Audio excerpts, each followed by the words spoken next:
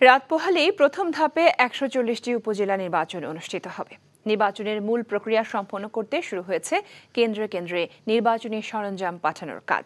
সকাল থেকে উপজেলা পরিষদ হল রুম থেকে কেন্দ্রের প্রিজাইডিং অফিসারদের হাতে ব্যালট বাক্স, প্যাড, সিল, কালিসহ অন্যান্য উপকরণ তুলে দেওয়ার প্রস্তুতি শুরু হয়। নির্বাচন সুষ্ঠু ও শান্তিপূর্ণ করতে পর্যাপ্ত নিরাপত্তা ব্যবস্থা গ্রহণ করা হয়েছে বলেও জানান রিটার্নিং অফিসার।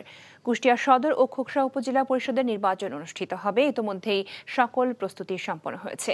আজ বেলা ১২টায় কুষ্টিয়া সদর উপজেলা পরিষদ থেকে সদর উপজেলার ১৪৫ কেন্দ্রে ও খোকসা উপজেলা পরিষদ থেকে খোকসা উপজেলার ৫০টি কেন্দ্রে নির্বাচনী সরঞ্জাম নিয়ে যান স্ব প্রিজাইডিং অফিসাররা।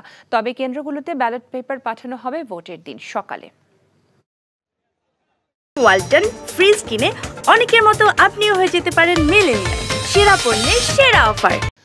দর্শক, আগে জানিয়েছি আগামীকাল প্রথম ধাপে ১৪০টি উপজেলা নির্বাচন অনুষ্ঠিত হবে, তাই আজ প্রতিটি কেন্দ্রে যাচ্ছে নির্বাচনী সরঞ্জাম।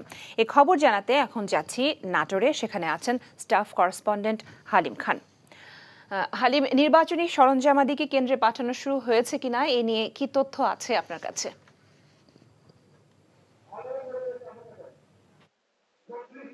হ্যাঁ লোপা, আমি এখন অবস্থান করছি নাটোর সদর উপজেলা পরিষদের সামনে।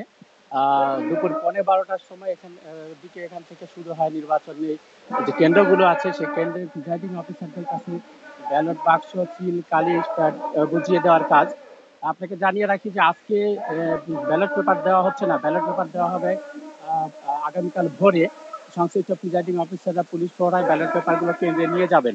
আর ষষ্ঠ উপজেলা নির্বাচনের যে প্রথম ধাপের যে নির্বাচন হচ্ছে, নাটোরের 3টি উপজেলা নির্বাচন অনুষ্ঠিত হচ্ছে।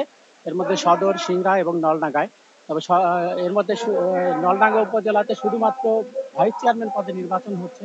সেখানে চেয়ারম্যান পদে বিনা প্রতিদ্বন্দ্বীর প্রার্থী নির্বাচিত হয়, চেয়ারম্যান পদে নির্বাচন হচ্ছে না। সদরে আমাদের এখানে প্রার্থী আছেন চেয়ারম্যান পদে 5 জন এবং নলডাঙ্গা চেয়ারম্যান পদে প্রার্থী রয়েছেন 13 জন। এই 3 উপজেলায় মোট আমাদের প্রার্থী রয়েছেন 38 জন। নির্বাচনের সকল প্রস্তুতি ইতিমধ্যে সম্পন্ন হয়েছে। আপনি আমার পিছনে দেখতে পাচ্ছেন যে এখান থেকে নির্বাচনী সামগ্রীগুলো কেন্দ্রে কেন্দ্রে পাঠানোর কাজ চলছে।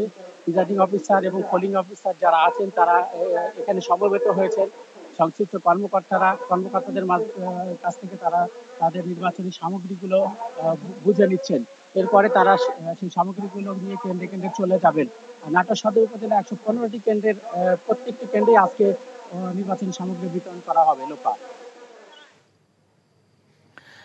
জানছিলাম উপজেলা নির্বাচনের সরঞ্জামাদির সরবরাহের খবর।